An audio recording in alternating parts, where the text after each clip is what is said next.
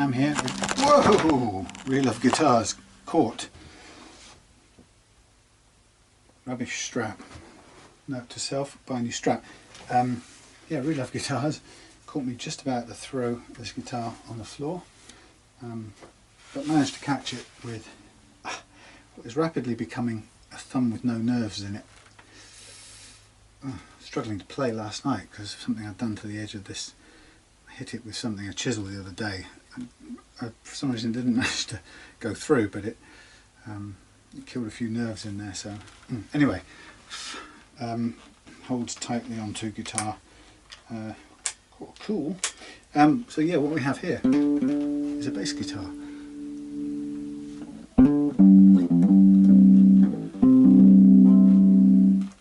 With some dodgy electrics.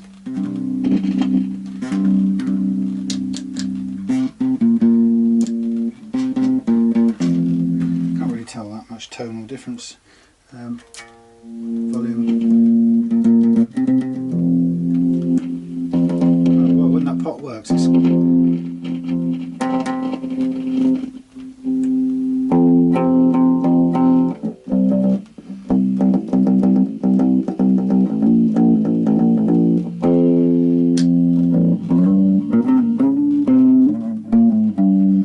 so it's a bass guitar, and this is Steve from Plymouth, and this is going to be the first one that I've done in the Real Love Guitars workshop.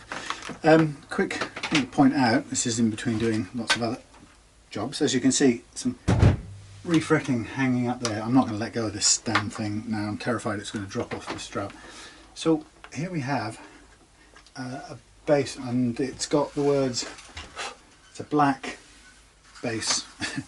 Funnily enough, I'm just going to try to put it down a minute. I've got some frets sitting over here which are lined up in a certain order because I'm halfway through refretting, so it's just got to be a bit careful. Sorry, distraction. Anyway, yeah, this is a black brand bass, and Steve picked it up for very little money.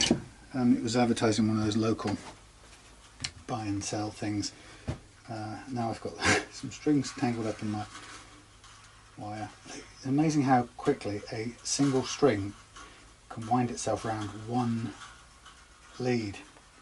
And I'm doing it again. Stay away. Yeah, so real bargain, and having a quick look at it, there's nothing wrong with it apart from the fact that it's got some electrical problems, and but structurally I don't see anything too much to worry about just now. So we've got a dirty old thing, got some really groovy, I like the what's-its, these little saddles, yeah, they kind of sit up. I'm not quite sure why they sit up in the way they do, apart from the fact they just rise up and down on these little grub screws like normal things. Action isn't actually even that bad to begin with. Frets look like they're in good condition, reasonably good condition. This is a bolt-on neck with a quite a nice little insert, the way it sort of flattens out and joins, not an insert, but it flattens out and joins the body in a quite an attractive way. You know, it's had a few knocks around. It's got a tiny, I think it had a tiny hint of a crack down in one of the corners, but nothing really too horrible about that. There's a little bit of, can't see what is it a cracking? No, maybe a scratch or something down there, but tiny bit of wear on these frets. But I wouldn't, if this was a case of do I need to level these frets just because of that wear, I would say no in this case. These frets could do with polishing up with the fret rubbers, but when all's said and done, as it often is, this isn't in bad shape. Obviously the tuning heads are rattling. The first fret action, I've got some measurements inside. I'm not a bassist, I'm going to take other people's lead on this, but no pun intended. But the first fret action looks pretty low for a bass. I mean, it's good for a bass, and the whether you like it measure at the 12th or the end, it isn't particularly high in either of those places. So I think this guitar needs a good clean. It needs the wiring sorting out, and what I'm going to do is, while I've got these old strings on, I'm going to take the action down to see where we run into problems, and that's usually the sort of fun thing to do. Well, he says that, but actually, you know what? There is no further you can go down. That's part of the deal in this. So we are at the bottom out of the settings. But you know what?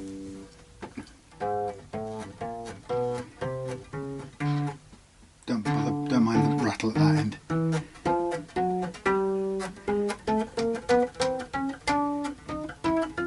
That's not bad. You know, technically speaking, you could shave down very slightly, grind down the widths of these, or the undersides of these saddles, if you really wanted to get, what, another 0.5 millimetre or something out of it, but I'm not even sure that would be advisable.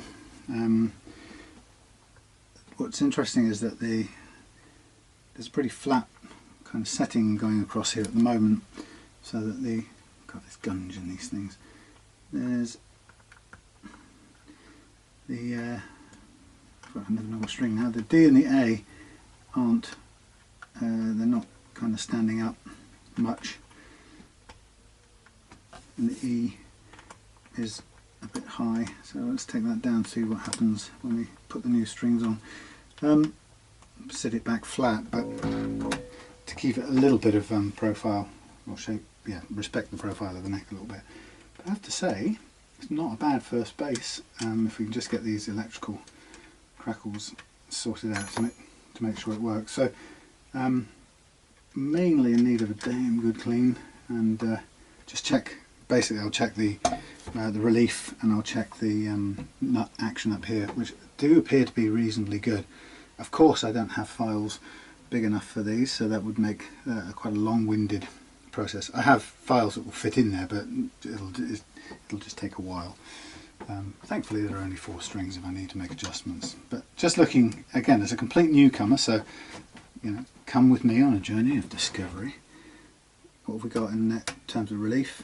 Well, we've got that much, and I say on my computer I've got a few measurements which I'll go and refer back to. But you know, for bass guitar relief, that doesn't look unfeasible, but we can have a go at straightening it out and see what happens, since we're able to.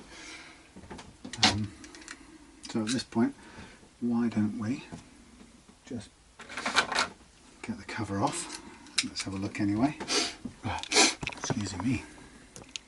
So it's a black Titan. Black Titan. Oh god, this thumb hurts. Put these things out of the way. So it would be interesting just to see.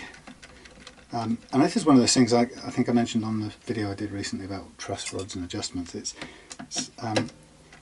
so much more important, I think, that if you, instead of going just blindly, not blindly, but just following what the manufacturer says about truss rod adjustment and just leaving it there, why not do your own adjustment and see what happens?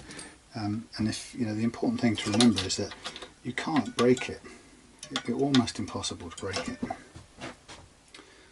You'd have to be trying some serious amount to break it. I don't know whether this actually fits in here at all, whether I'm even using the right size. Presumably being basic would be a little bit larger, but you don't know. It's also difficult to get into that slope there. It's a little bit extreme.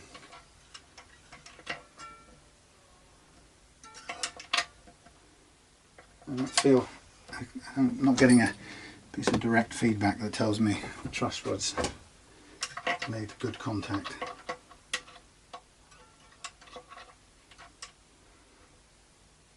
It feels too big, which doesn't seem to make a lot of sense. Let's go one smaller. Yeah, so I'll go in and get the actual measurements to double check against. Okay. Well, funnily enough, that is the right size. Okay, so if I've got a little bit, not too much relief, but let's say I've got X amount of relief and I want to experience what this thing's like with less, and see if it plays.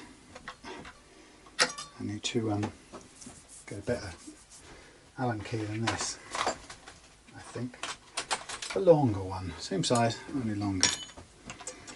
More of a handle on it.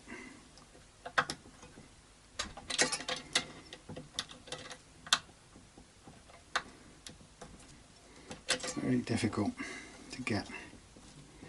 Right, I'm going to bust these strings.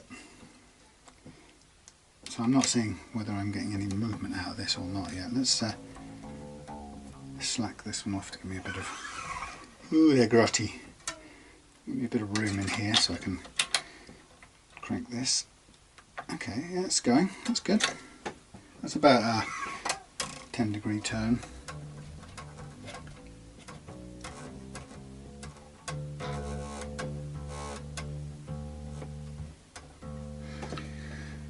And I'm going to take a stop and come back and see in half an hour whether this has made much of a difference. At the moment it doesn't look like it, so let's go a bit further. I'm just taking the tension off this D string so I can theoretically move it. Of course that's where my little piece of cloth would come in handy, which is off to one side. I should have this always handy, much easier. Okay, let's put a bit more turn into the truss rod to counteract the pull of the strings, and then leave it catch up.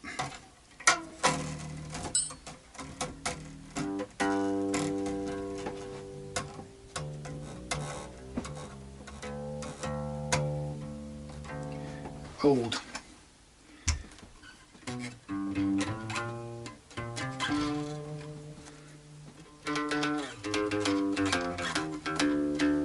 Yeah, I mean that's the challenge here is that to maintain the radius going across the bridge, you've got to lift the middle two up a little bit, and the problem with that is, for action wise, you could really say they're about as low as you want already. If you flatten the middle out, then your two end E's can't go any lower. Sorry, can't see anything. The two end E's can't go any lower, so you end up with a flat strings across the curved profile, which it's not so great. As I say, the alternative here, and I'm not entirely sure if this is even possible. You'd have to take the whole bridge apart and take each one of these away and basically sand away the underside of all three of these faces on each of these saddles. That's quite a deal. It doesn't have to be microscopically accurate. You could take, because it stands on the, you rely on the little grub screws for it to stand on, so precision on cutting away the underside, at least you could do it fairly crudely, but you know, it'd be a lot of work to do. But when we get it all off, we'll take the bridge off and we'll see how much it would take to do that.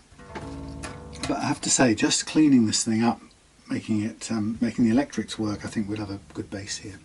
So I think you got a bargain, Steve. Come back to this again in a minute. I'm just going to leave it for now to see what effect the truss rod. Things just move of their own accord in here. That was some bubble wrap shifting. Yeah, a little bit less now. I can see it's picking up, taking up some of the slack. The only issue is what we're really looking for is does it hit the deck? Forget the rattling. This one's rattling. You have to sort that E out.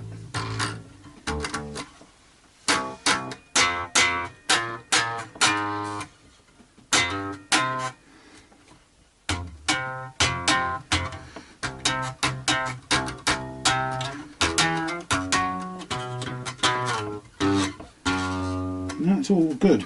It's all good. Alright, I'll leave it for a bit, but I'll come back to you. When I've figured out, seen how much it's changing, if any, from that point, if it's got any more adjustment to make, then I'll take everything off. As I say, I really don't think it needs any fret levelling on this, but it does need the frets polishing out. The reason I say it doesn't need fret levelling is at the lowest action we can get on it, which is here. That's not true. This is a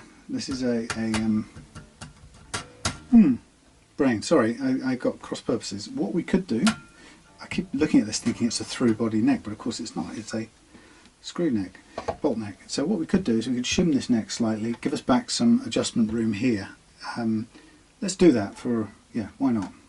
give ourselves a range of options back. In fact, while I'm at it then, since we can do that, let's get these off now. Do we want to get them off now? Let's hold on for a second.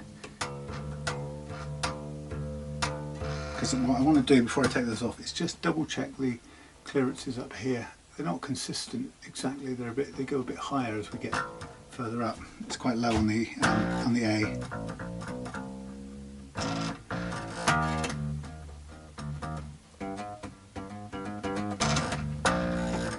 Yeah, okay, let me hold this, go and look at some numbers, come back, but after that I think we will go for a shimming, because what we can do, when we shim it, of course, we will lift up this end of the neck slightly.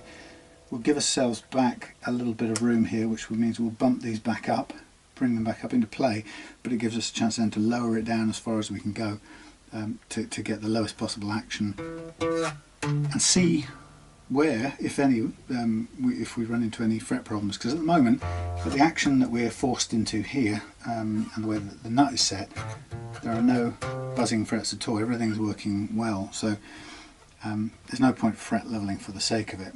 However, if we shim the neck, drop the action relative to the neck, and then find a really nice playing action but get some serious chokes, but we've got really nice low playing action that's quite unusually good, then maybe we will. But right now, I would say the main thing is to get the electronics sorted. But I'll go in, find some numbers, back in a minute. Okay, so half a neck on another guitar fretted, and we're back with Mr. Black's black bass.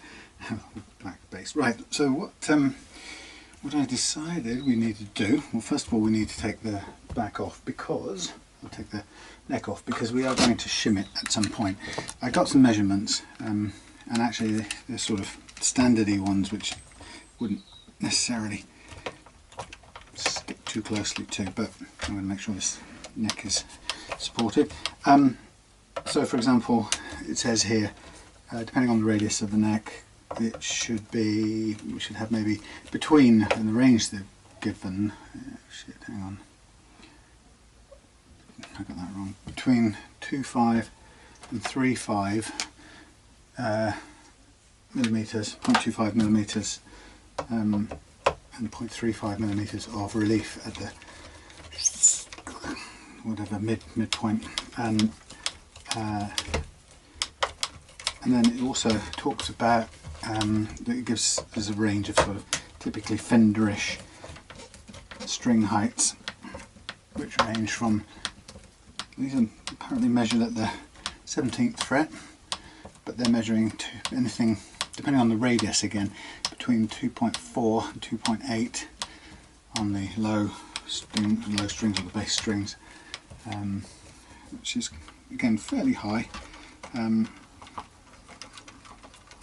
So we'll just get these fellas out. Don't forget we're going to shim this to give us back some height adjustment room on the saddles, which is often why you would shim it, because without that you have nothing to play with. So I'm kind of taking these out, and I'm going to keep them in the order they came out, because if there are any kind of bends or curves in them, I want them going back in. And that one at the back there seems to be freewheeling a little bit, so not really quite sure why that is.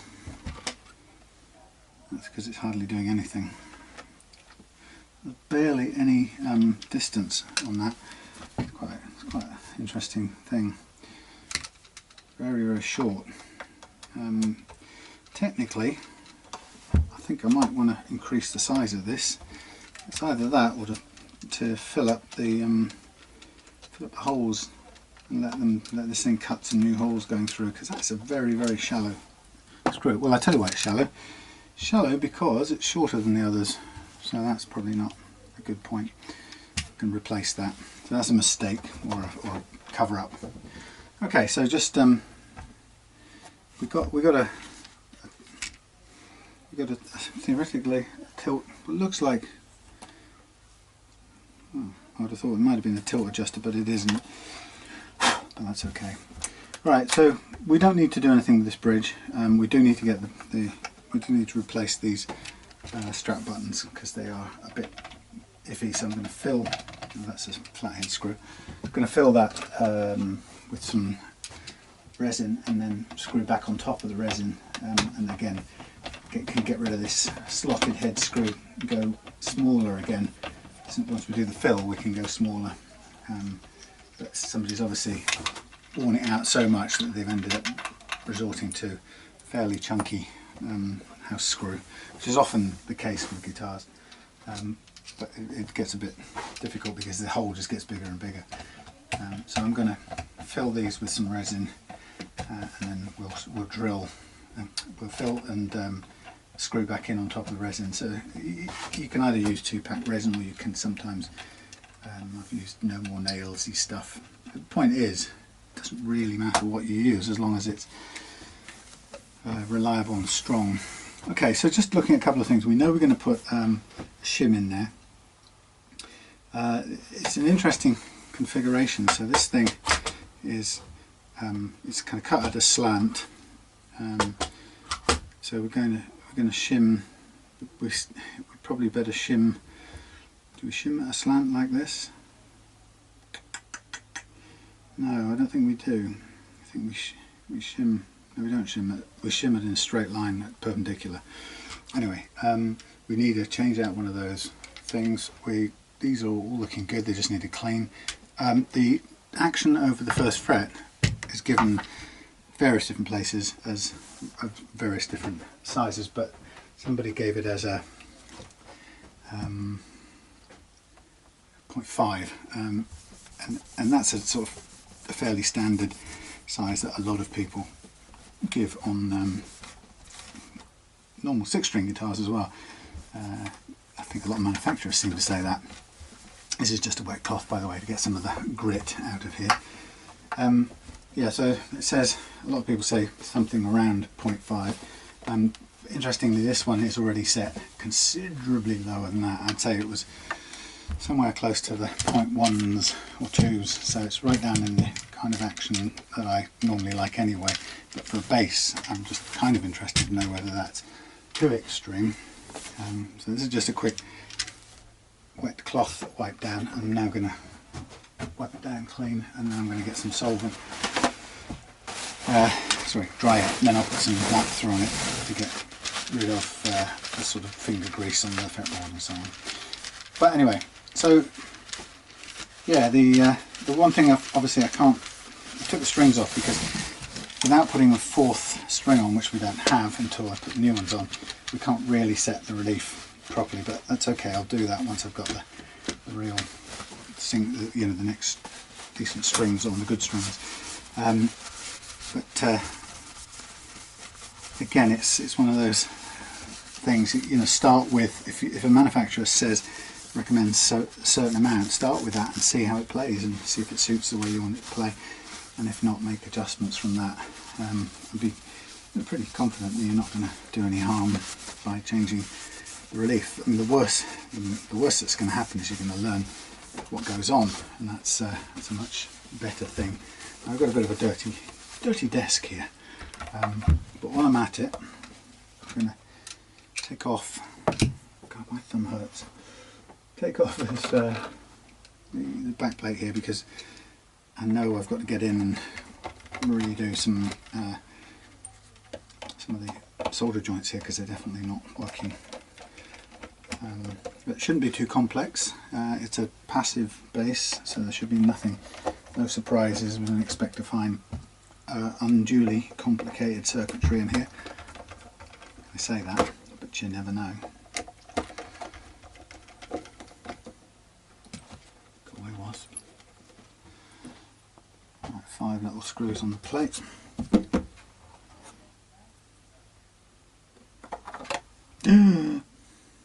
That's okay. Right. It'll just be something moving and something. And I'll do some checks now. It's one of those things, there's quite a lot of wire in there. It looks alright from this point, but there's something is definitely not working. It's easier to test, I have to say, when it's all strung up, but we sort of went down that road. Oh, I can see something moving already there. Yeah. Okay, so people often say, what things go wrong electronically? Well, the first thing you can tell that goes wrong, or the first thing you can be sure is going to go wrong electronically is anything that moves, basically. So electrics and movement do not mix. Let's hang. I'm short of neck hanging space now. Right, hold on. Yeah, so if you've, well, not if, when your pots start spinning, or at some point they eventually will, or another way, when your jack socket starts spinning, as it eventually will, then you're going to get broken connections and you're going to get electrical problems, which is always the way. So I guess the way is just anticipate that this is going to fail somewhere. Now if we just close up on this, sorry if that's not, you see that? Are you running? Yeah, you're running. Okay, so first of all, I just put the jack in, and then watch the inside of the jack plug. If we can just watch it. There you go. So we've got movement. So every time you plug this in, that at least that part is moving. Okay. Oh well. Anyone noticed something else? Da da da da. There's that. That's the ground lead to the bridge. Which needs to go onto a ground or onto an earth. So let's just step back a moment, step away from the base. It's not a very easy one to put on its side because of where that's positioned, but I just want to have a feel.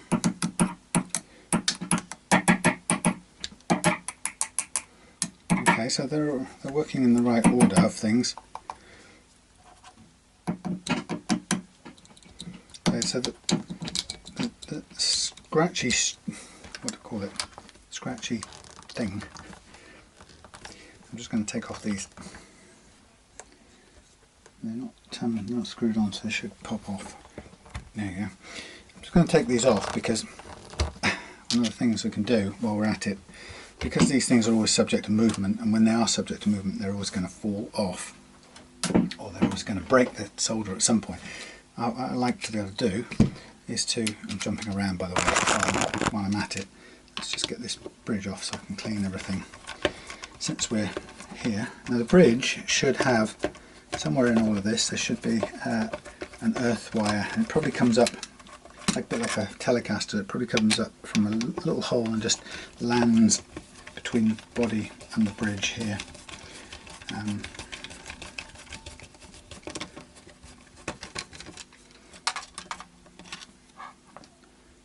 Let's see what we got under there.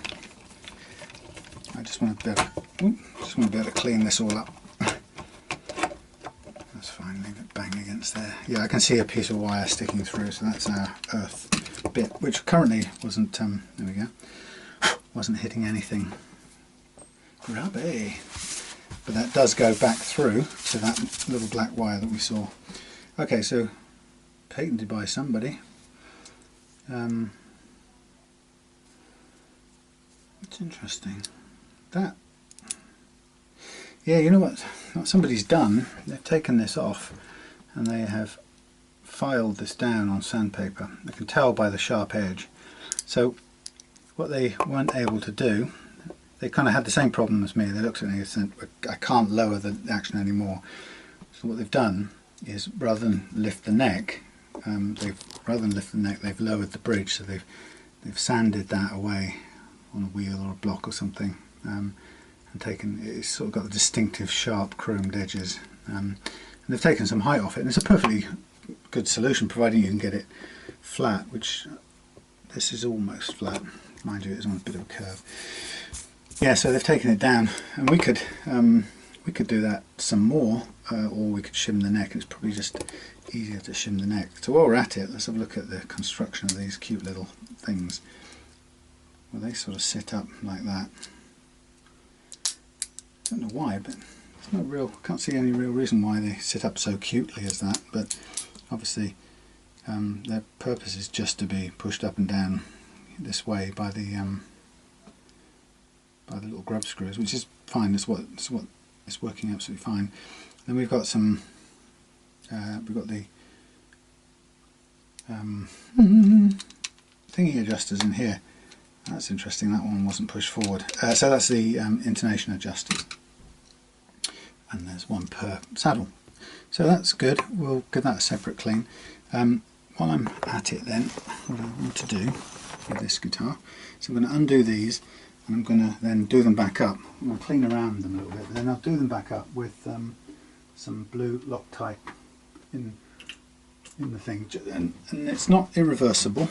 You can take this blue Loctite, sorry you won't see very well, you can take that off at some point, but it's going to just hopefully reduce the likelihood of this thing, the pots moving in future. And I'll do the same for the jack plate.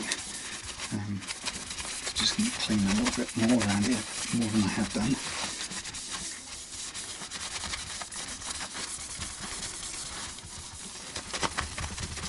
Get sort of years of sweat and grubbiness. This is always, by the looks of it, always meant to be a matte finished base. I think it's quite good looking. I think somebody saw a review of it somewhere and somebody said this thing is massive. That's fair enough, it is kind of big and flat bodied. Okay, so whilst I'm there, there's a lot of wires floating about. So we know there's one earth wire akimbo right now.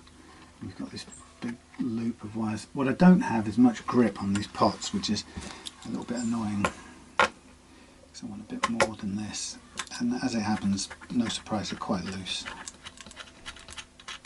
So I'll just take that off for a minute. Sorry if this is a rubbish view. And I'm just going to, on the top edge of this, quite low down, I don't mind it, I prefer it sort of spills onto the body for now. Just put a blob of this blue Loctite, and then push the screw on top, and it will sort of push most of it into the screw thread and then some out onto the body, which is absolutely fine. I can just sort of wipe it off quickly. Takes a while to set anyway, and then I can tighten it up. Now this is the tricky bit, because I've got almost no purchase on the inside here without, well, not without anything. There's absolutely no room at all. I could probably just about push in a screwdriver and possibly hold the pot in one place while I attempt to turn do up the top. Yeah, that's good. And then we still got 3 running of the pot. Now what I don't want to find is I don't want to find that the pot's actually proper broken, as it were. I will fire some stuff that makes things, you know, cleaner, contact cleaner, and some fresh air through here. So I'm going to do the same with this one. Ready to just jump straight out. There's no shielding or anything in this guitar. Again, try to put it mostly on the bottom, and if it goes near the top, which it now has thanks to my clumsiness, wipe it off. And if that doesn't work quickly, you get the nut back on as soon as possible. Do it up whilst holding it in place.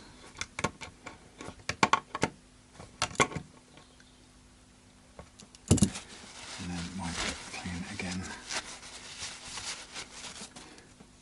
Okay.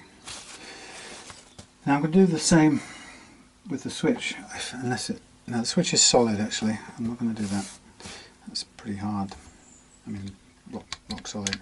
What I don't know is how well it's working. What I do know is that the earth wire here is not doing whatever the earth wire ought to do, and of course what the earth wire ought to do is ground onto the top of one of these pots. Now where it was positioned is anybody's guess, and we don't want to pull it right the way back out because it needs to be sticking up through there. But I'm going to need to put it back on top of this pot here, so I'm going to get a little bit of sandpaper. This is what somebody told me a while back. Rough up the top of the pot makes the whole thing work a billion times easier when trying to add solder. And then I could also, when I'm at it, which is sticking through here.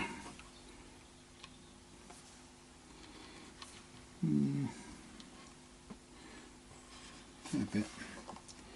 I should tin this. So let me find, amongst all my mess, let's get the soldering iron out and let's get this. We'll take care of what we can see straight away and let's see if that improves what's happening.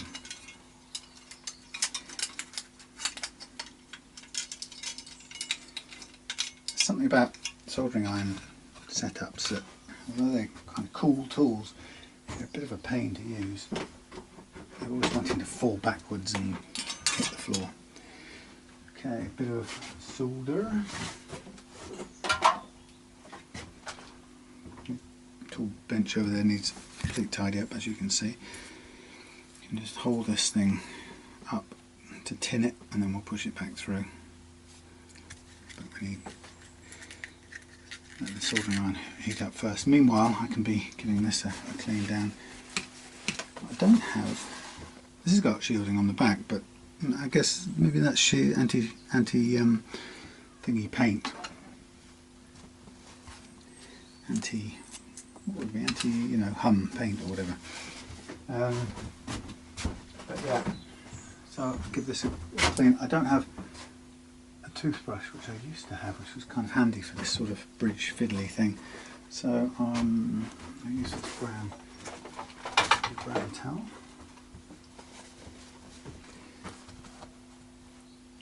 Can't get in that far without something like a toothbrush, which would be very good. Well, I have a paintbrushy thing. So I'll put my naps up, got my paintbrushy thing. Stick it in there, whiz it around, clean it out.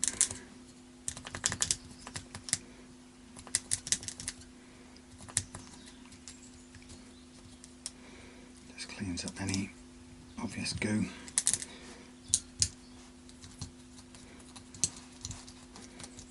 Make it look a bit shinier and pull it back on its little spring. It's quite a nice unit, that, actually. I like its design. So well done, Mr. Black. This one seems a bit on the stiff side, so we may have no movement at all on that. Not sure why, but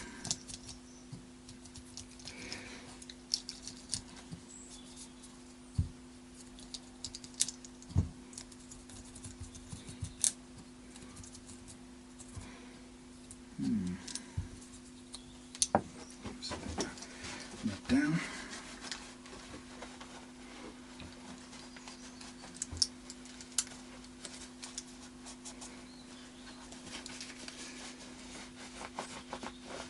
So we are short of a decent neck bolt, so I've got a few spares and I'll just try and match one up as close as possible. But I can't see any reason why that particular one is short. I think it just is an oversight and somebody's run out. It's a little bit cleaner without literally stripping it right down to every component part. It's just improved it a little bit.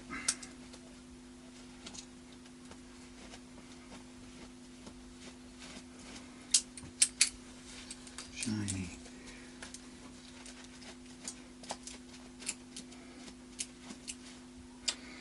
Okay, stick that up there, stick that on there. Okay, have we got some heat? I think we may have.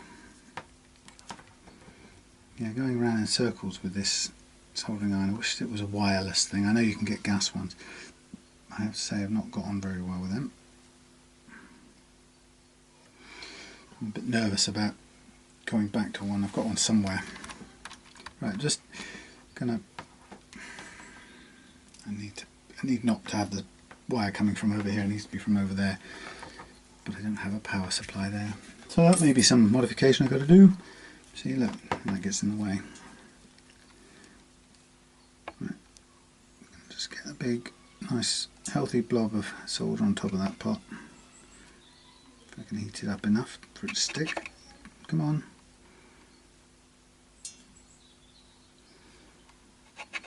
Come on. Thank you. And then we're going to get this earth wire on top of that pot. We also need to make it come back out through here for when we need it. Stuck under the bridge. Now I don't see that this wire being all over the place. I don't see that causing the intermittent faults on the switch we had earlier on. So we'll just attach it, and I could be wrong, but we may still need to investigate further. But you know, it's one of these things, is at least start with the most obvious thing. Now I'm failing to hold this thing down with my holding pliers.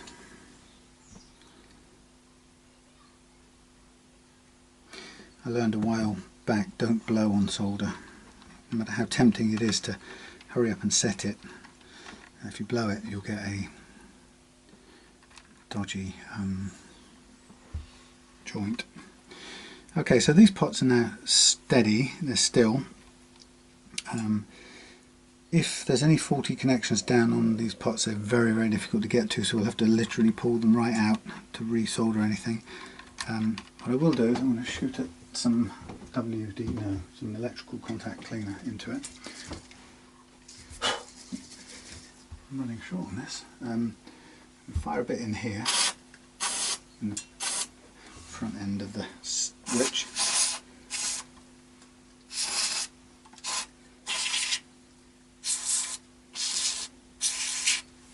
I'm also going to pay a little bit of attention to the inside of this. So I've got a tool which should allow me to hold, it's a really cute little StewMac tool, should allow me to go into the jack plug. It's not big enough, that's unusual. Oh yeah, just big enough, thankfully. I can go into there and I should be able to, holy moly's, why doesn't, that's a non-standard thing. Okay, so that isn't going to allow me to grab, normally this tool allows you to grab hold of the, wind backwards if you like, and grab hold of the socket while you turn the inside thingy. It might still do it, yeah it does, I just had to go in far enough. Okay, so that holds nicely there, and I just need a spanner capable of going around here. And what am I trying to do to it? So I need to go the other way. It's not going to be that size. What size am I doing? Oh, there's my little... I went and bought another one because I lost this fella. Oh well, this is probably just as usable in this situation. There we go. I presume this is doing it up. I'll know pretty soon if it isn't.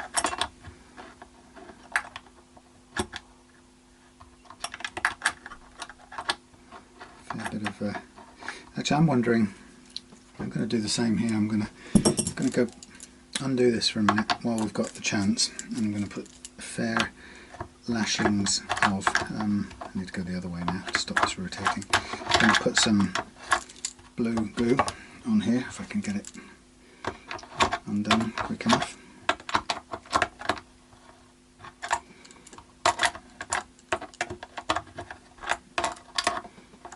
Difficult to reach, it's not behaving. Right, come on, you can do it. come undone. Thank you. Right, this gives me a bit of a run up. Plenty of room now to get that going. Loads of it. Now I'm going to turn the other cheek and then go in and do this up.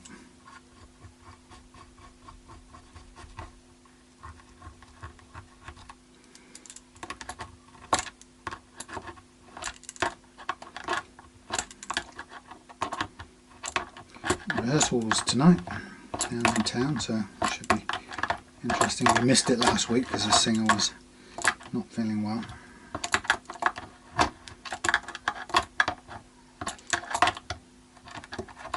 So tonight I'm going to be taking Columbus SG with two P90s and my Rally Les Paul copy, my faithful Rally. Okay, let's undo this and try and get him out. Blimey. That is much less movement than it was before. I don't really mind if there's a bit of blue sloshing around in there. Okay, let's have a listen, see if we've got everything still working.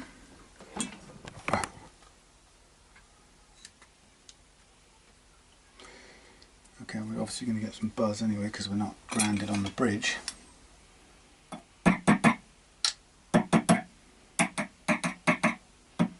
That's not so right.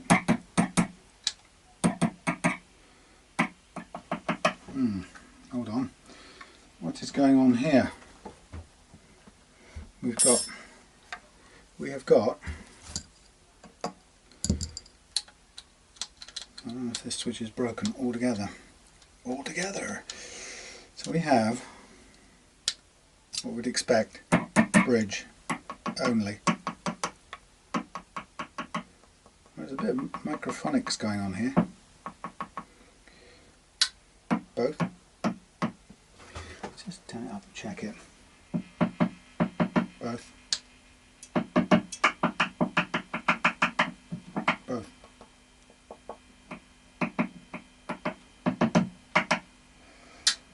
So for some reason in the neck position we've got with the switch in the neck position we've got both sets of pickups coming out. It should be just the neck. Now the question is, which is which? Red.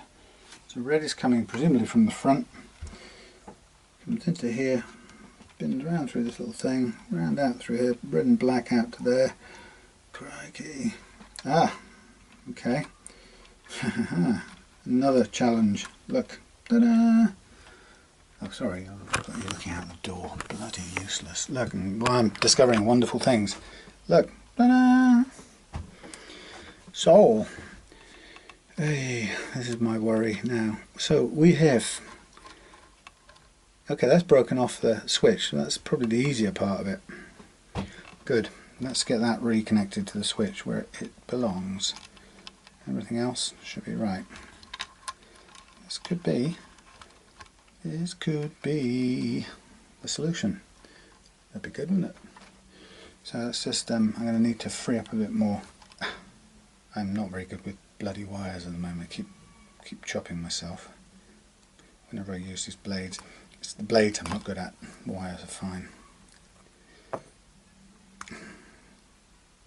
I don't use a stripper, wire stripper.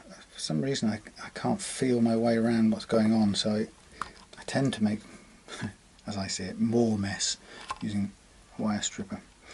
Alright, so there's an obvious thing here. We reconnected the earth, but there's clearly the input, the neck pickup input to the switch has been obviously broken over time. I'm just trying to move a few things around to give me room to do this. If I don't have room to do it, what I tend to do is grab a piece of tape and just, even if it's a bit of a pain for a moment, just pull things out the way so they permit me to get in without without melting anything, because obviously the more I have to move things around here, the more likely we're going to get something else go wrong. Right, okay, so I'm going to very briefly tin this fellow, and then I'm going to go and add it back into the switch. And with a bit of luck, everything should be wonderful. Now, you can just come at it from the side like this. Clean the tip. I'm going to slightly bend it up towards me so stand a chance of it going through.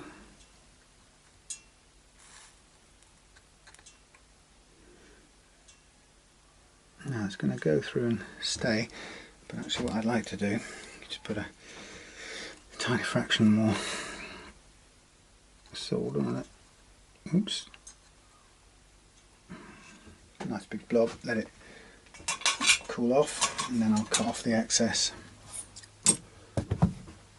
with some tool that has now gone walkies.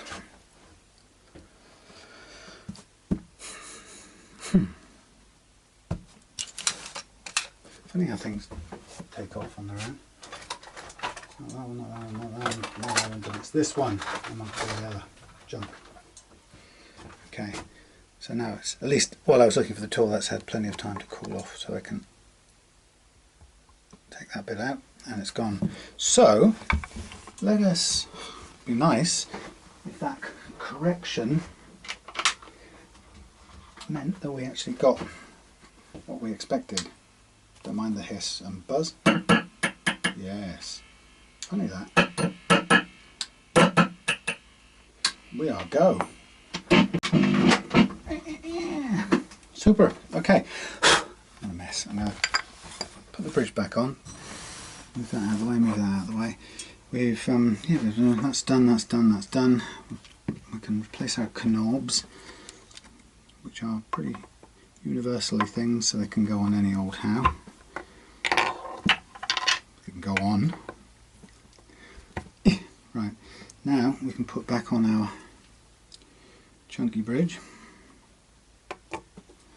And for this I'm going to start with a bit of help from the electric screwdriver. Let's take some of the leg work out of it. 1, 2 and 3 on the back. This is it's actually, the bridge has room for through body stringing, although that's not how this is done. This just comes straight through the back, which is simpler and actually I think much better for sustain, if everything I read is correct. Not saying that everything I read automatically would be correct, there's no reason for that, but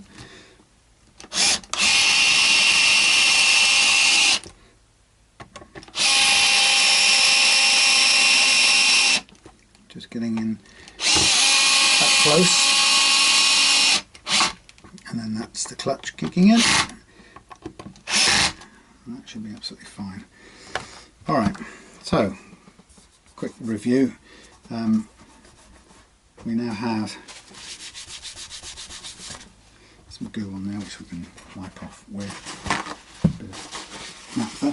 So we now have fixed electrics, which is probably one of the reasons why the previous owner probably gave up on it. Fixed electrics.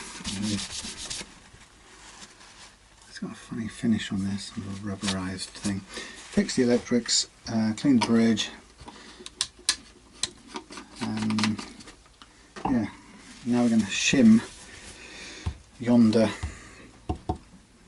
thing. Now for that I'm going to use a piece of copper, probably one that's already cut. It's just as well. And if we put that between the two screws, that will lift the neck up by a certain amount, and it will give us back a range of movement in the bridge. So what I also know then is I need a separate replacement thingy screw. Let's just have a look what we're working with here. it's about the same size. That one just isn't the biz. Now just double check for kind of, I haven't done clean the neck yet, but just as a reality check, sometimes depending on where things sit, there's a reason why one screw is shorter than the other. So it doesn't, for example, come right the way through if the body cutaway is very different or something. But I can see, so look, that one, judging by where this goes, that one goes in there, that one's shorter. Maybe it is, okay, through this shorter bit here. Okay, fine, we'll go back to that, that's absolutely fine. There you go, so logic, there is a reason why that's shorter. It's not just an oversight, but we still need to put that there, put our piece of copper there ready to shim it. Okay, so I'll just move it out of the way and take this off. So everything about that feels good, except that stupid piece of sticky tape that now is getting in the way. I'm just going to remove that and seal the patient back up. Don't know if there's a little bit of masking tape left in there. Rubbish bag full. Yeah, so let's get this safely back together. So next stage is to clean the neck, polish the frets, and then we can go into shimming it and reconnecting it, and then we'll get the new strings on, and we'll double check the relief and the action, see what the action with the shim is like. So we need a different bit. Take the ratchet down to 2.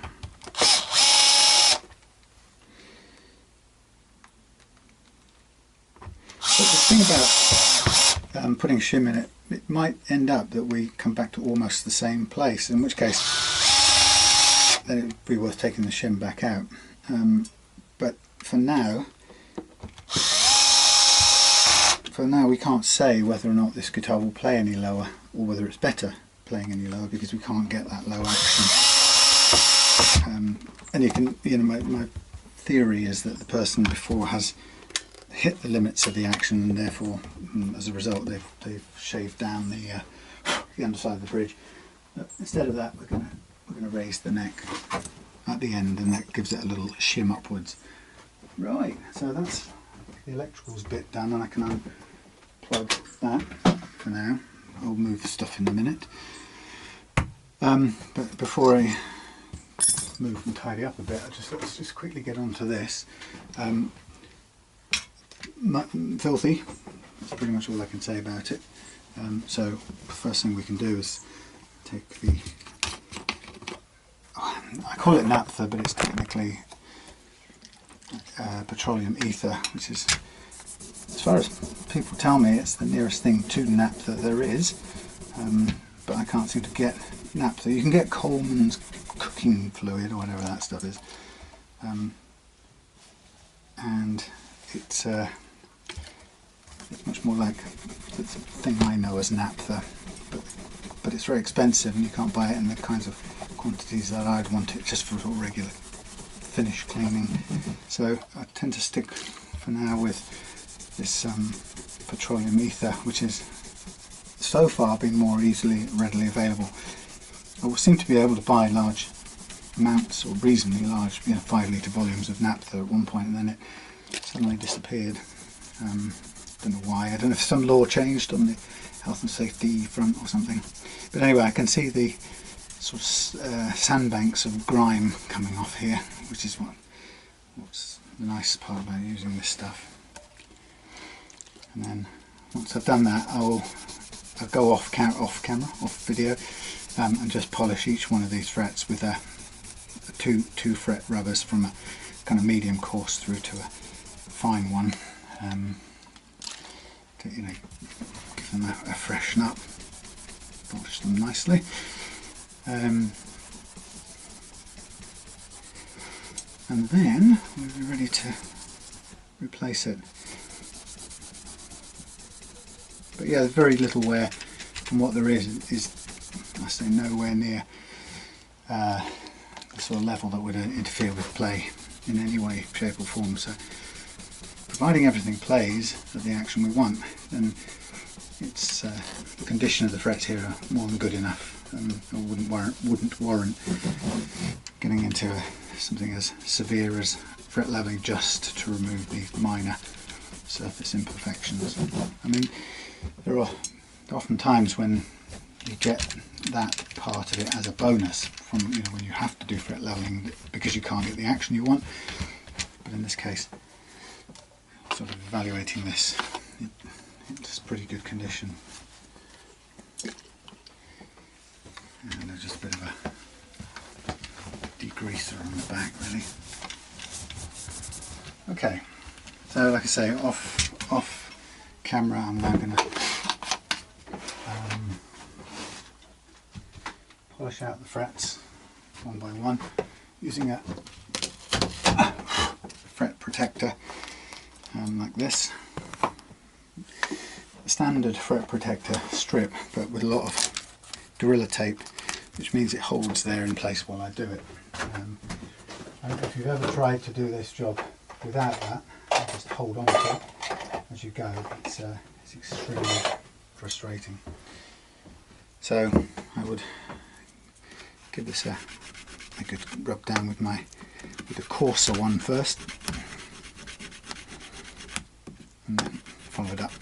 Also done that with the lighter one. Sometimes you end up your hand falling off the end. It's almost unavoidable. And what you can do if you want to make this even shinier, you can give it a going over separately with a bit of autosol on a cloth, but that requires what's the word? Masking it off. But you know, that just takes off any goo. Again, they're in pretty good shape, so it will just freshen them up slightly. If I were to, let's just see if it does improve it that much, but let's have a quick look and see what difference any autosol makes. When I do normal fret levelers, I don't usually end up bothering using autosol because on the normal fret levelings, the paper I'm using, or the micro mesh, goes up to 12,000. It's so fine and thoroughly polished by the time you get to that, you can't really tell any difference. I mean, this is probably cosmetic. I don't think it makes it an awful lot smoother, but I might do it for sheer glittery brilliance sake. Yeah, why not? Well, I'll worry about taping it all off in a minute. For now, I'll do it with the fret protector. Okay, so I'll see you back when this is done and we're ready to put the neck back on with a shim. Hey, right. Neck is shimmed slightly, and here we are on the last leg of getting some strings on, and shall see what we've got. I can see straight away, or can feel straight away, that we've got quite a considerable change in the action from that shim, which means we've got loads of room to play with the action at the bridge now, which is nice. So looking forward to seeing how much we can go up, because at the moment, as expected, the strings are now on the deck. Get back. Oh, lordy, lordy. Such a simple way of attaching strings that you too easily can run off the end.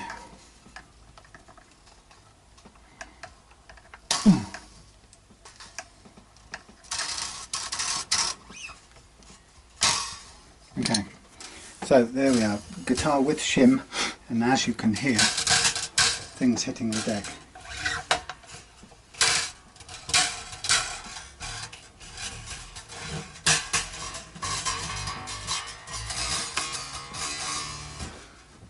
So we get the small thing out and feel what's happening on the neck first. That short screw is it's still not really doing much. Might need really to be a bit, what do you call it, increased.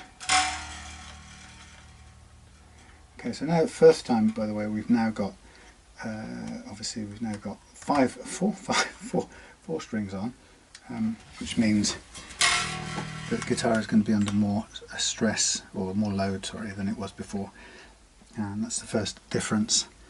Okay, so I'm just going to try and build this, the height of this, sort of to follow the profile over the, across the neck of the guitar. It won't be exact, but can I see what I'm doing? Yeah. These are so strong, these little feet. Can that go in, please? They're so strong that just raising one of them lifts the whole thing, and you have to push the other one down to kind of meet it. Otherwise it's taking all the weight on its own. But it doesn't seem to mind doing that. Okay, so this is just I'm just doing this by guesswork at the moment. Sorry, just hope this camera works at the moment. So once we get a sort of approximate action across the neck, then we can have a look and see how far off it is and how far up or down we might want to go. But the nice thing is now we've got a range of options which we didn't have before. So you can hear that's pretty low. It's also a little bit of creaking on the neck.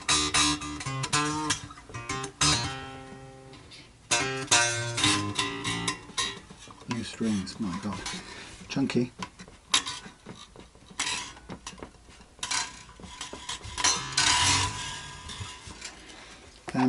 Like I say, I'm not 100% keen on that little one screw that isn't going very far, and I just wonder if we have something that will do better than that but won't go too far. That's the real problem.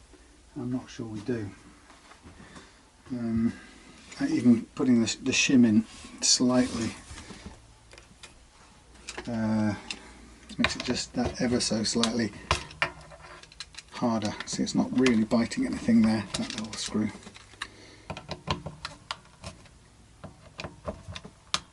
Okay, everything else is in. Okay, so first of all, we don't have the right tension.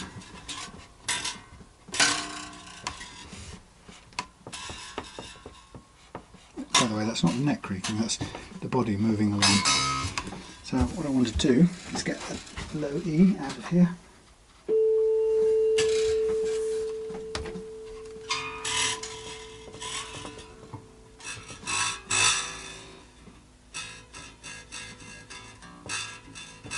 So that, well, we may have a different gauge of string going on here. It's a short scale bass string. What have we got? What's going on? Hang on, hang on. Short scale. Steve, it's not going to work. Thought it was. You got short scale bass strings, mate. Sorry, I should have looked. I just went and put them on. But you should have looked when you bought them. You got short scale, that's not going to work. Crapo. That's a waste of strings.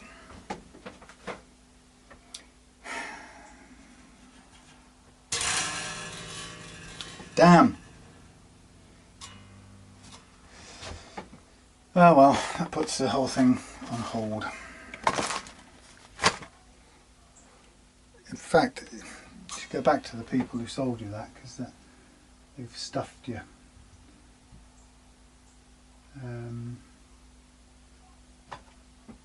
Where's the capo gone now? Because what I'm thinking is we could at least just put that on and play off the first fret. Oh, what a pain in the arse that is.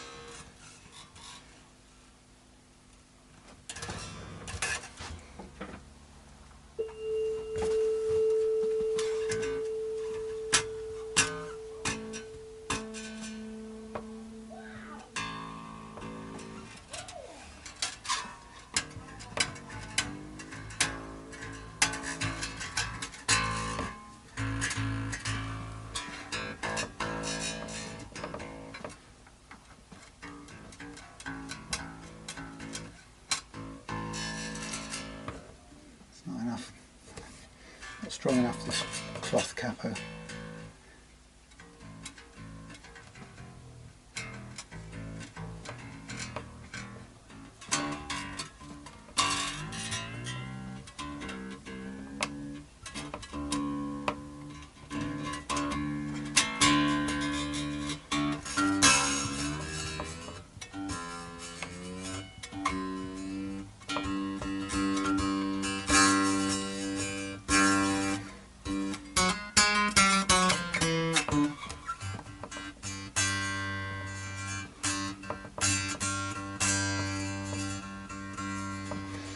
Well, yeah, that's the problem, Steve. You've got short scale strings, my boy. Too short for this bass. So they won't sit in the nut. So I'm just trying to just play this for a minute. Sorry. I'm just trying to play this with a fret missing.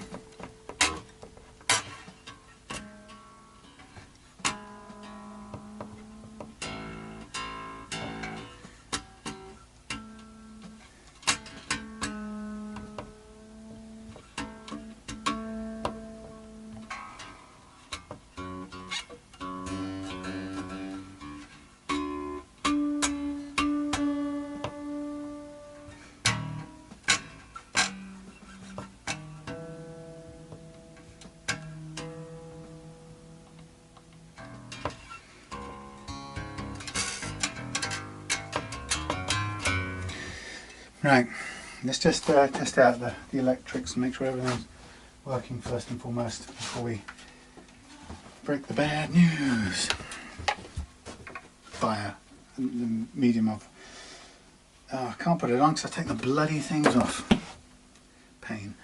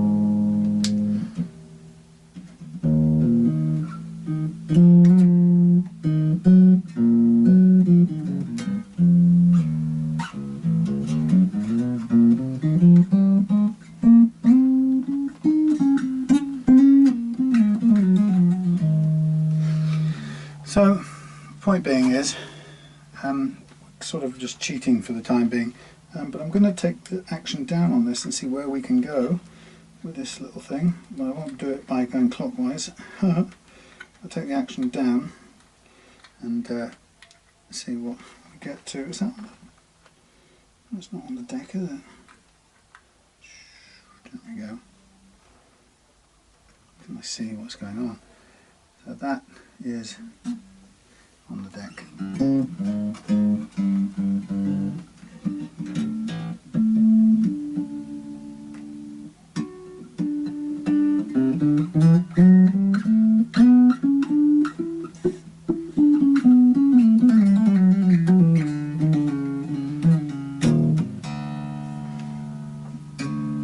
Okay, so I'm just going to again do this by eye before we get the measuring thing out.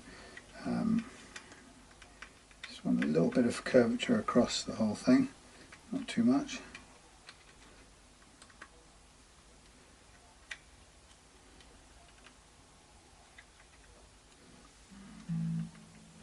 Tune this one.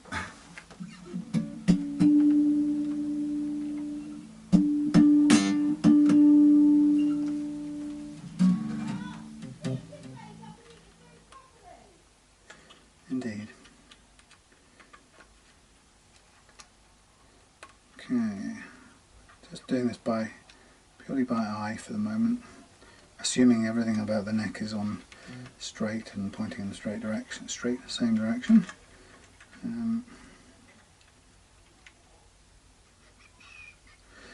That sort of follows the shape of it.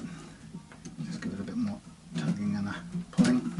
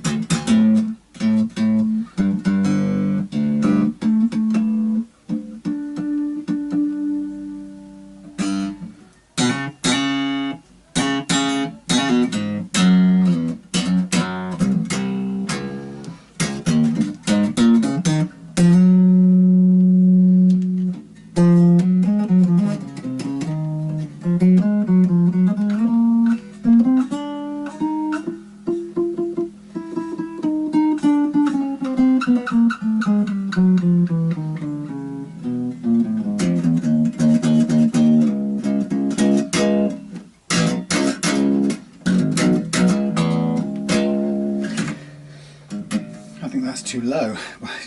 You don't even want to measure that. That's millifractions. That is about a millimetre and a half at the last fret. So I think that is a bit extreme for a bass guitar, wouldn't you say? Yes, is the correct answer. It is too low, and I think that's going to be the case. So I'm just going to raise these last two up a bit more.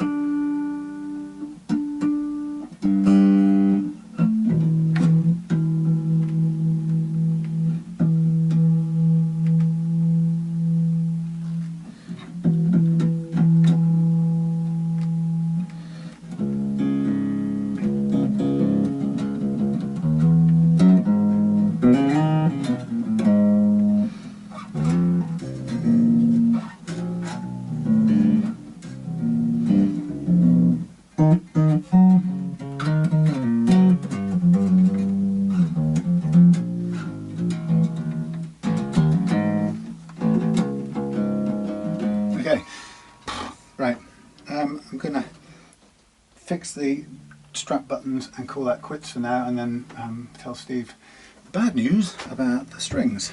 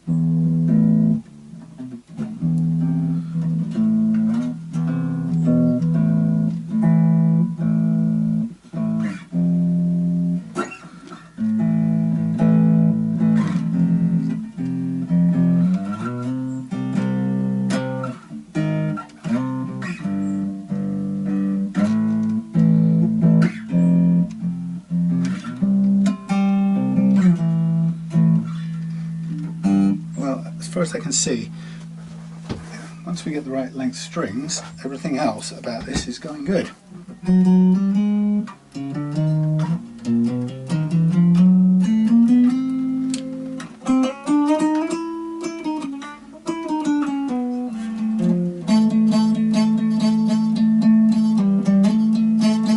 Apart from that.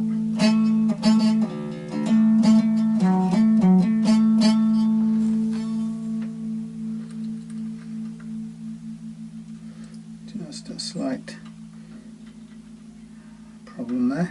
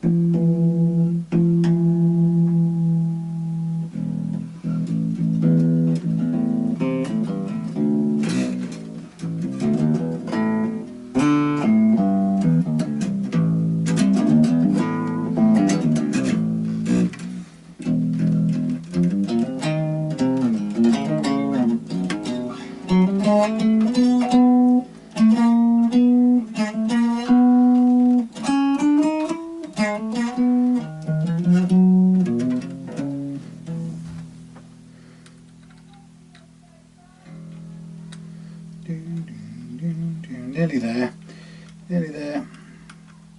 Come on, a little bit more in the middle there. That's it.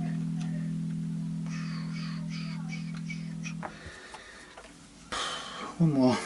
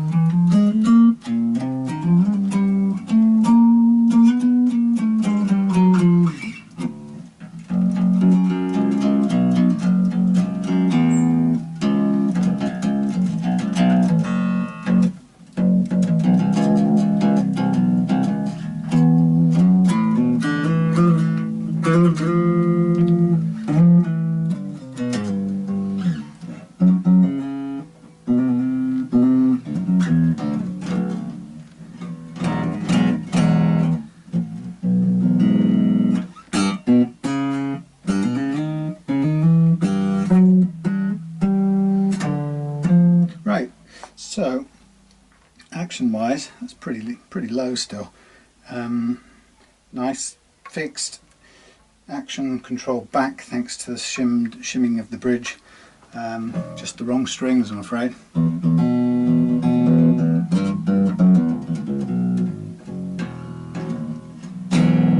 But solved by fretting it, capoing it.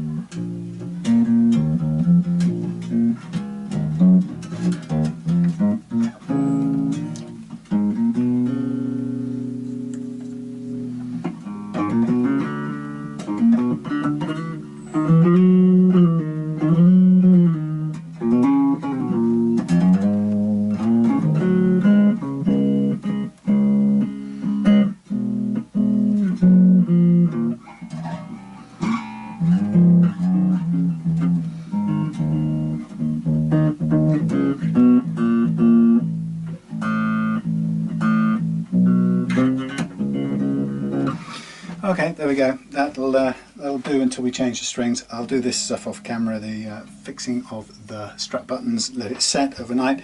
But there we are, pretty much done. And yeah, interesting little thing, I have to say. But we'll leave it capoed up for now until we get some new strings on it. Also, it still allows me to check the. It's even easier to check the neck relief, which looks pretty okay. Actually, I think that's about right. I think it's about 0.3, but don't take my word for it. Anyway, yeah, nice little bass, not bad at all for almost no money that Steve paid for it. So, thank you for watching. See you soon with another one. Hey, welcome to the Real Life Guitars workshop, and it's, I don't know what day it is. It must be a Wednesday or so, Thursday. I don't know, I've lost track. Anyway, time to re-string this lovely black bass, which unfortunately got the wrong strings. Oh, let me turn this or move this out of the way.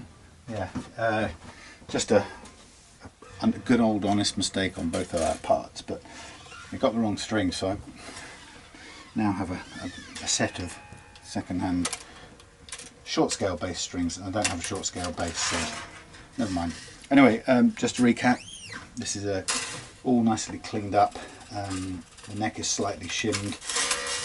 Give us some action adjustment at the bridge, so we've got some choice over the lowering the action a little bit more, and yeah, all round cleaned up. Oh, and also fixed the electrics, which were faulty because there were two wires not working, not disconnected, I should say.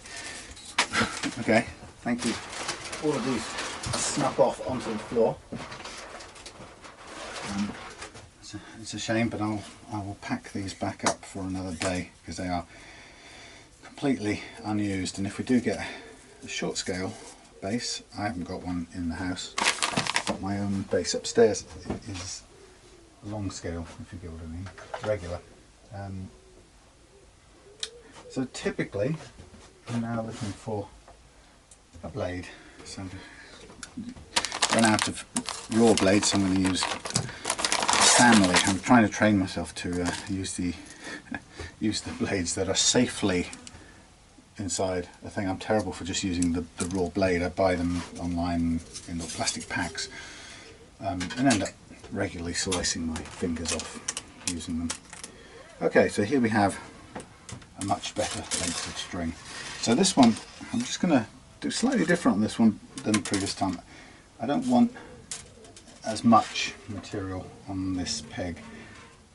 Oh, blimey, I need a different cutter. Yeah, I don't want as much material as I had before, so I'm going to be a little bit shorter. Where's it gone? Yeah. Just something, you know, from experience. I'm not as familiar with how long to leave the extra bit. I'm looking forward to playing this because yeah, I haven't played a nice bass other than the one I've got for some time. So let's just twist this round and get it to bend on, and then go back the other way. These are great, these split post tuners. They're very, very reliable. They just lock things on perfectly. They're the kind of tuner that I had on my Japanese JV Squire, my joint Japanese venture or whatever it was called, 1983 Squire, and I just knew from the start that they just stayed in tune. They were incredibly reliable, so I really like the simplicity of that process. Okay, here we go. So this is without a major action adjustment, so let's see what we've got. Let's go blue, let's go. Oh, looks nice. It's a bargain bass, without a doubt. Steve got a real buy. Steel on this thing. I won't say how much it was because you may be wanting to sell it again, and it would don't want to make the amount he paid for it look in any way embarrassing, but my god, it was embarrassingly little. The kind of thing that if I'd have been passing Exeter on the day, I would have jumped at it. So just yeah, getting these on. Now I had a look at the actions, and the actions were pretty good over the first fret, so nothing to worry about there. The main issue with this bass was getting the electrics sorted out and cleaning up the frets, which were a bit mucky. But I think, and being able to lower the action, sorry. But I think, you know, once we've done that, I think it shouldn't be any surprises. The issue will be is how low we can go, or what's a good playing action for this. So we don't yet know that. Nice thing about the bass guitar actually is it takes a lot less to wind it on successfully than it does with a regular, well, it seems that way anyway. I suppose it's partly because there's less strings. Anyway, yeah, so as the last of probably the summer days here, we're starting to go into autumn, but we've been blessed with a couple of extra sort of mini heatwave days, so it's kind of nice to be doing things, if possible, outside, which are from I've got some more shaping of oak casters to do. I'll take them outside and do them, which is really nice to sit on the deck with the breeze blowing and do things outside. The downside is that the garden looks like a kind of,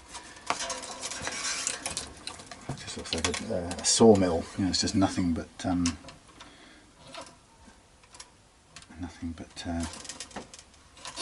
what's that stuff? Sawdust. Anyway, I'm hoping that will be good for the flowers. I'm putting some of it back on the flower beds anyway, see if it will help. I'm sure it will, just good old nutrients to mulch down. Okay, so strings on, and I think the principle here about the stretching of strings is going to apply just the same. So once you put your strings on, I recommend that you take time, a fair bit of time, to stretch out all the residual bend.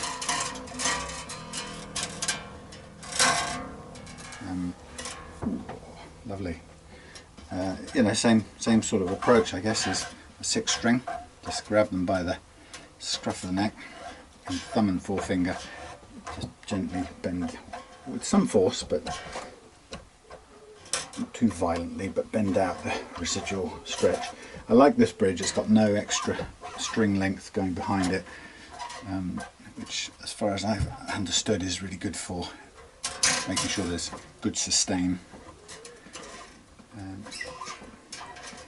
If you have a lot of space behind the bridge, either through body stringing or just right the way down to the back of the body, like a lot of jazz guitars or arch tops, then it's a sort of sustain killer.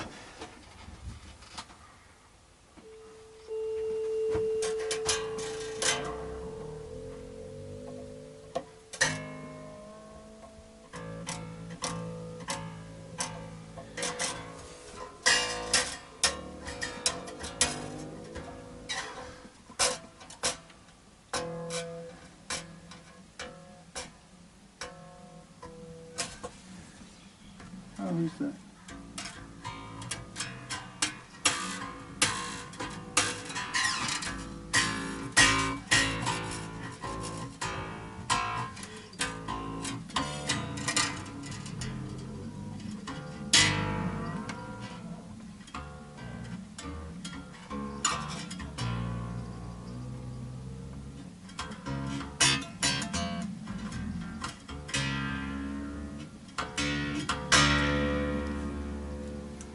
It's got some screws rattling down here.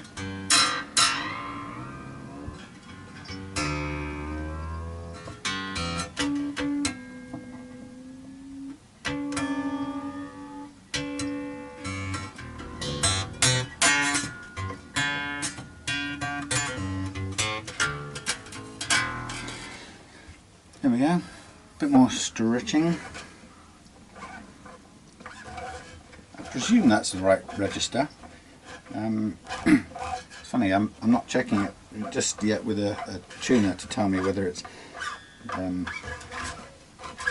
E3 or E2 or whatever, but it feels right.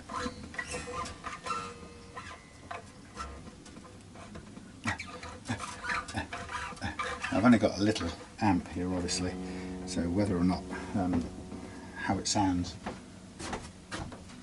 through the amp is going to be a bit limited. I also fixed in the straplons, which were a bit worn out, so I've added some what's that stuff? 2-pack stuff to hold them in place, and I have used a larger neck screw for the leading one here on the top thingy, which I preferred not to have done, but the hole was so big, the likelihood of being able to get in that 2-pack down inside that hole was quite limited, so I kind of accepted defeat, you know, on the principle that what you're really aiming to do is to get the thing to play and work properly the best way it can, and sometimes you have to forget ideas of perfection, like, well, it should have a small screw in it. Well, not if it's loads of years old and it's worn itself out. You can't have it. Such is life. Right, so this is a very cloth covered wire that's quite hard to untangle, as you can see. So I'm going to have a little feel of this thing, if I can ever get it untangled, which is looking unlikely. Fine, sorry.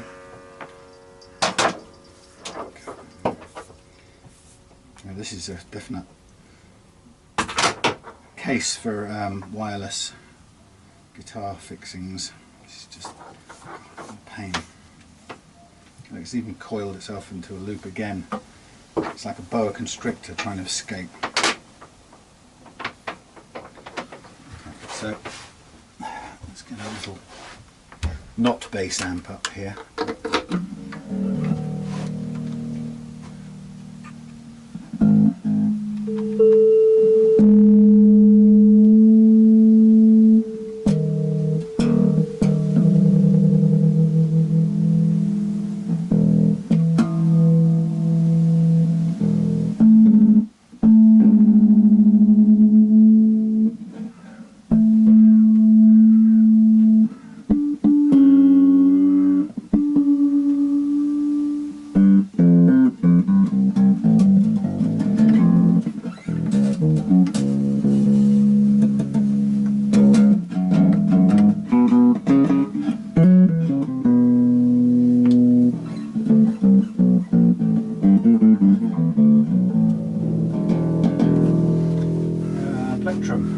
Typical, I haven't got one in here. Right.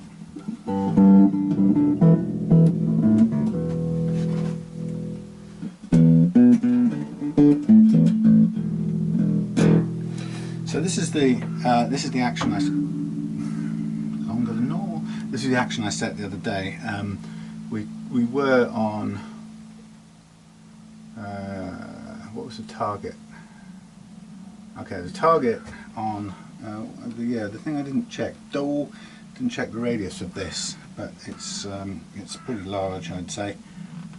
So it's we're looking at they're saying 2.4 millimeters at the 17th fret as a target. And if I could just find the measury thing, which has beautifully disappeared. Dang. Well, I'll have to search for that someplace else.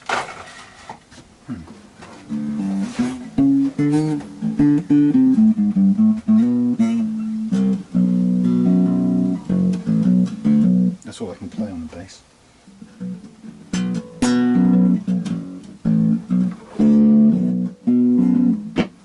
And then I can pull out my own wire.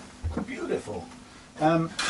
Right, like I say, can't find the string height just a measuring thing. Just a second. So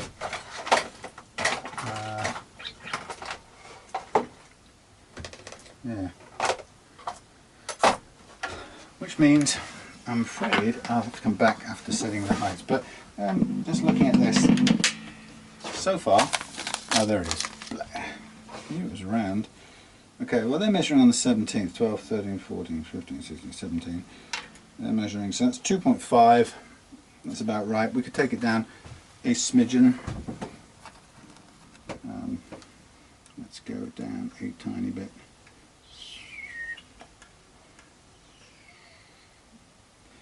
Let's get it to the 2.4. 2.4 on the low strings. I'm going to do it off the end here. So that's actually on. It's actually on 2 now.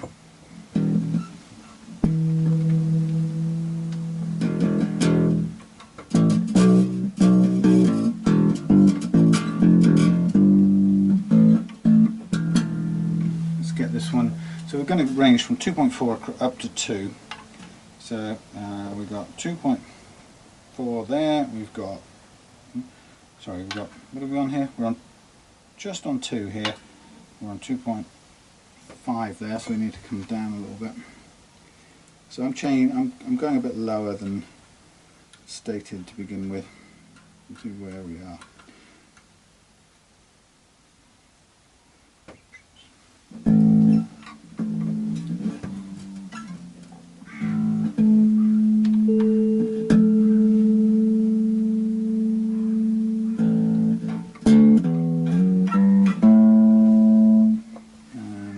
So we're going from 2 to still 2 there, maybe a tiny smidgen lower then.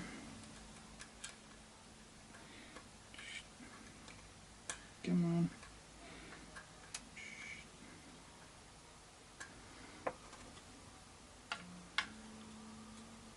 Still on the 2.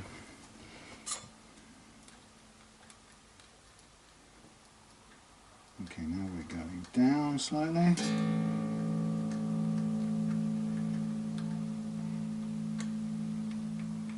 And I'll take a bit off this one already because I can see it's too high for my liking. We're going to go 2 to 1.8 if we can get away with it. Well, that's 1.75 and that's 2 again on the outside E, so I think we may be constrained just about by what the sorry, not the E, I'm not talking 6 string, the D string can do. That's kind of our limit really, because even with the shim now, that D is almost on the deck, and we are at, so we're still just over 2 there, and we can't really go any further. But that's the lowest that the recommended settings are anyway. So I think if we can get away with that, then good. A bit of a tug here and there.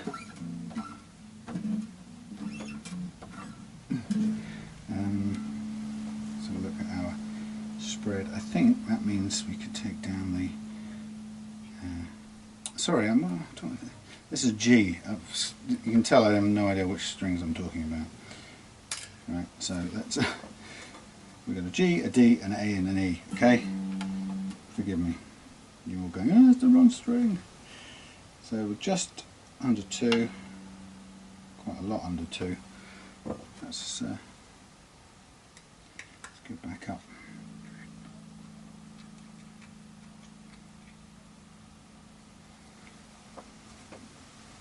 The lighting isn't very good. Okay, so we have 1.5, 1.5, that's still a bit low. It's quite a big visual step. It's bigger than I would have imagined, the difference between the D and the G. It doesn't look that tight radius. Okay, so we've got 1.75 there, we've got 1.5 there, we've got not enough there, so we'll bring this one up. The second biggest one, otherwise known as The A string. I know it really.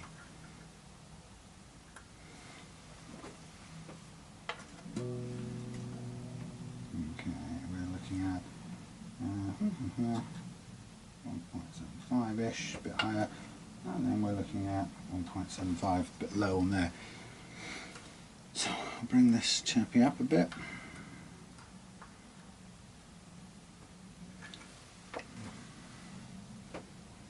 Get the light right.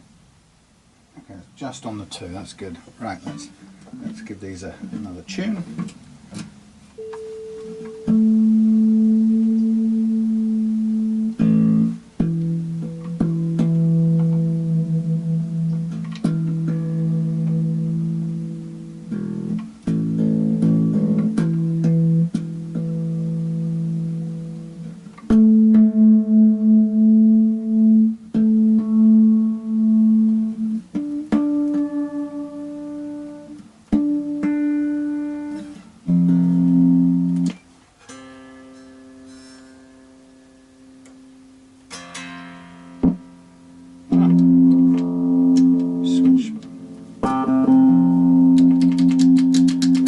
Gummed up switch.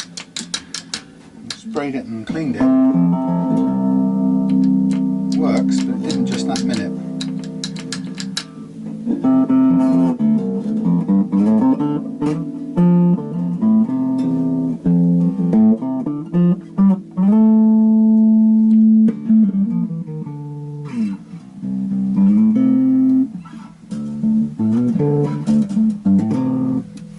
So I was listening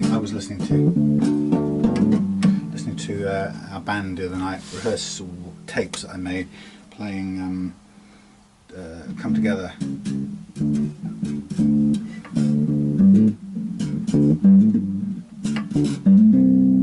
And it's really interesting to hear when you cover a song, how easy it is to kind of go piling in and everyone play the same thing every time. And I'm going to go in next time. I'm going to recommend, at the moment our other guitarist plays that sort of thing. We kick off with the drums running down and he goes with a quite a distorted guitar sound, but it's on a higher,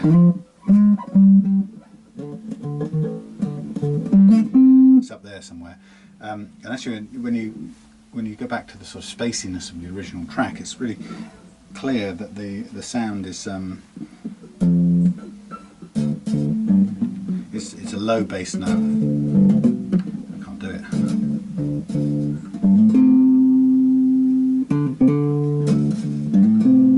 Yeah, really kind of nice bass note, and then everything's kind of space after that.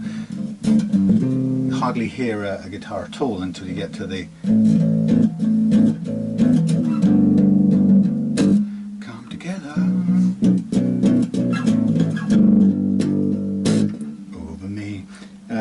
so it's really interesting because if you go back in as a musical arranger head, it can be quite provocative and challenging. You say to people, "Don't play that. I'd like to try this way." And I keep finding when I'm playing in bands that tends to be the role that I take. Maybe it's the old teacher in me or something. But so I'm kind of looking forward to the challenge next week of going and say, let's go back to just the drums and the singer, and then let's add the bass, no guitars, and get the bass to do that motif.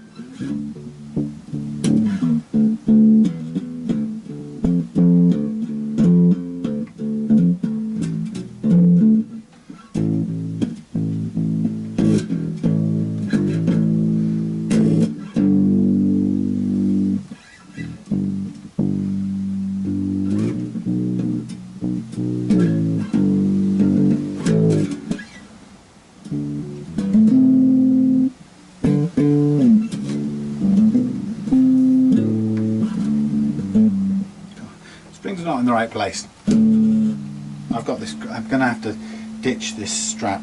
It's no good for the workshop. Lucky I'm kind of always anticipating it dropping off.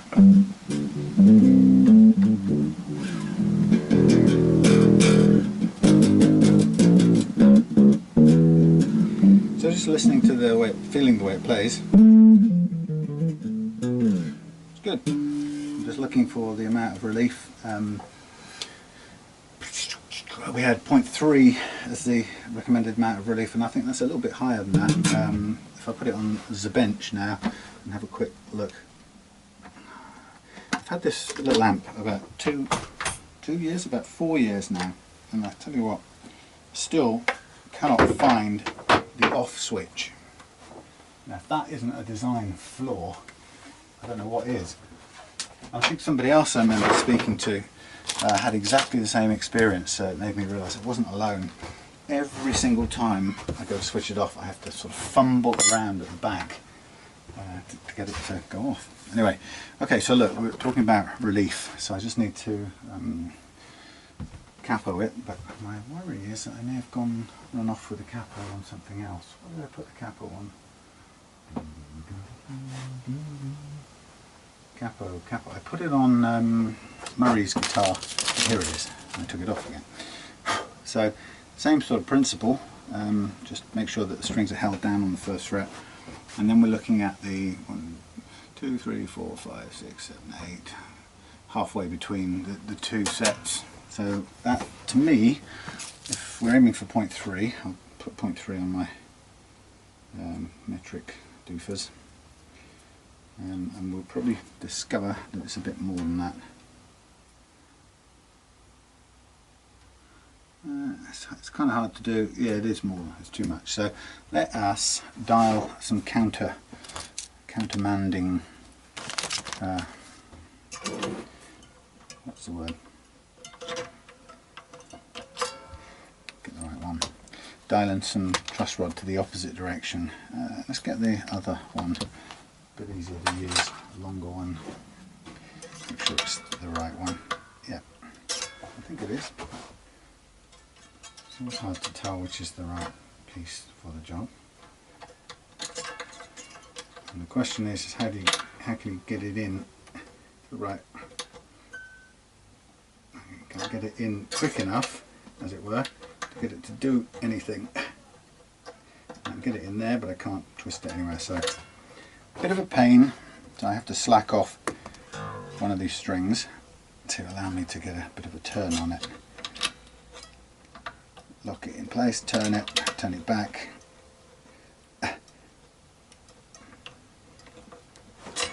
Come on, son.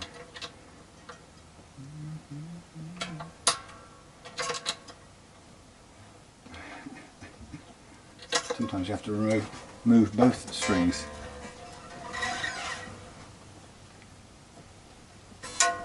Get some purchase, that's the word. Okay, so I've given it a couple of turns, a few degrees.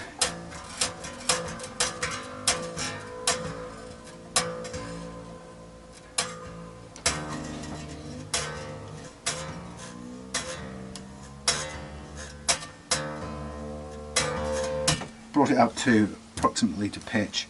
A bit trial and error because of the fact we've got to slack off the strings each time, but now that's lowered it a fair bit. Has it? No, not yet. still a clearance, some clear air, so we may need to dial in some more. I'm going to do some more and then I'm going to leave it to one side, because if there's one thing I've learned, that truss rods don't always instantly do what you want them to, and you sort of have to be prepared a bit for that delay that sometimes they demand. Okay,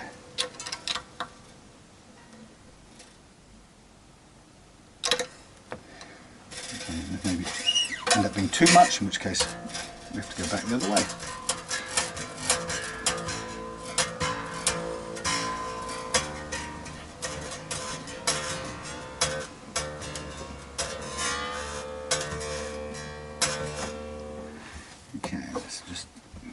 tuning again.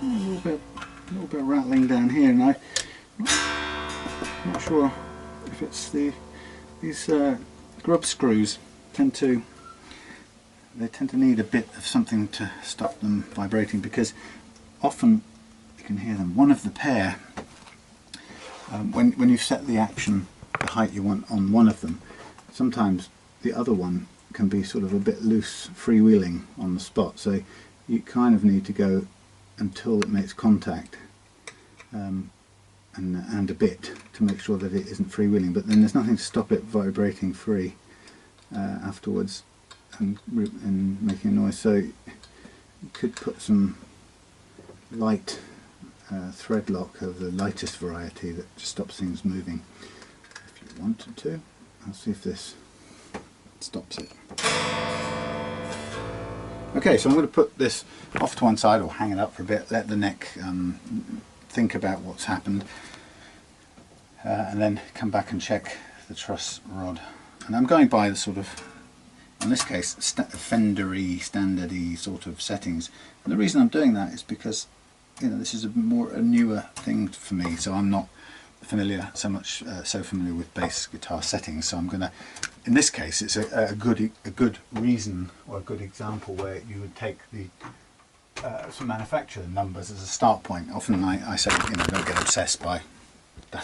obsessed by numbers, but that's if you have a sort of feel for your instrument and you've done it a lot of times. So when it comes to something new, trust the numbers as a start point anyway. Alright, so I'm just going to label up these strings as some short scale, because they're obviously not in a short scale package. I'm going to put them clearly labelled as virtually new short scale bass strings. It just means I have to go somewhere buy a short scale bass for the fun of it.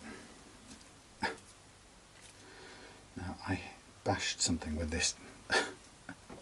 I've made it impossible to take the lid off it. But nothing will resist a claw. Short scale bass.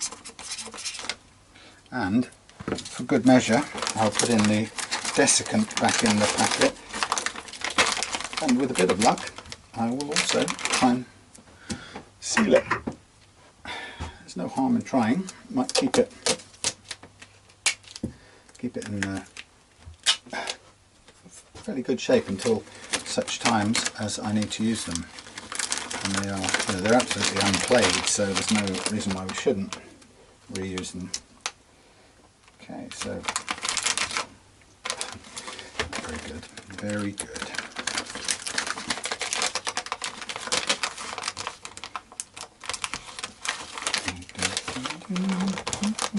Oh, there we are.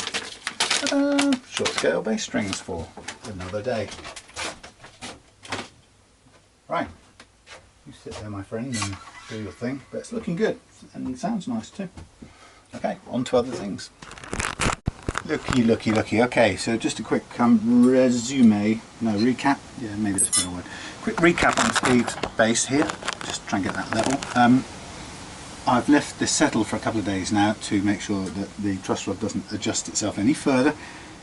Just make sure everything's great, and it's playing nicely. There was a little issue with the switch I noticed on the last bit of video, and I mentioned it, and it just cut out. So when I went around the back, what I noticed is that the one side of the switch contact was pushed in, and it was probably just about touching the other one. So I spread those apart a little bit more, gave it some fresh air blasting and a bit of contact cleaner, and it's been absolutely fine since. So we've got a really nice action. We've got 0.5, roughly just about 0.5 relief in the neck. We've got 2mm at the last fret, whereas the recommended is about 2.2, something like that, but I've gone for 2mm on the last fret and followed it across. It's really nice, and I've just been playing it and enjoy it. So there you go. Main thing is the electrics are sorted out, the strings are changed, the frets are being polished and cleaned, the intonation, well, I haven't set the intonation, that's the last thing I'll do, but I can't do it right now because I'm missing my tuner, which is in the house. Yeah, electric's fixed, strap, buttons, I'm going to sneeze, hang on a second. Excuse me, what? Strap buttons, this one's locked in place and this one's still not perfect. I put some goo in it to strengthen it out. I'll just have a quick feel to see if this does up any further. As I say, I put it in with a little bit of 2-pack resin. It may be that this needs a bigger screw like the other one, and I prefer not to, but let's see what happens. Okay, it's actually locked in place. The little metal bit moves, but it's nicely locked around the resin, so there you go. Yeah, so everything done, playing nicely. I'm going to put the truss rod cover back on, and we can give Steve a shout and let him know that this is ready. So here we have the Titan cover, Titan, and I'm holding all these little screws here, courtesy of some magnets that I brought back into the shed yesterday from a job that I was doing on the corporate front. But I forgot that I had them sitting up on a shelf, and I keep them on a shelf to keep them safely out of the way of anything electrical. So I brought them back in here because sticking them to things like the microphone stand that the camera is on is really handy, because it means I can stick various things that I use every day close to hand and they won't fall off. Like, for example, I've got the chuck key for the pillar drill attached to a magnet. I've got some small Allen keys that I use all the time. Even things like the StewMac crowning file. I don't know if you can, let's move this light so if you can see it. So there you go, twang, there's a file, clang. Here's a thing I bought this morning, if I can get it off. This thing is a 10mm flat wood bit thing, but I bought an extender so I can get in and go through cavities and get a just slight gradient cut through from one pickup cavity to another. I don't have a flexible thing that will work with a piece this big, so there you go. But that sticks beautifully to the magnets.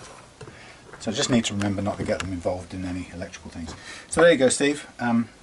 Intonation to do. I'll do that in the house with the tuner, and I'll hang this back up for a second. Move this out of the way. So that's that done. Okay, so see you for the next one.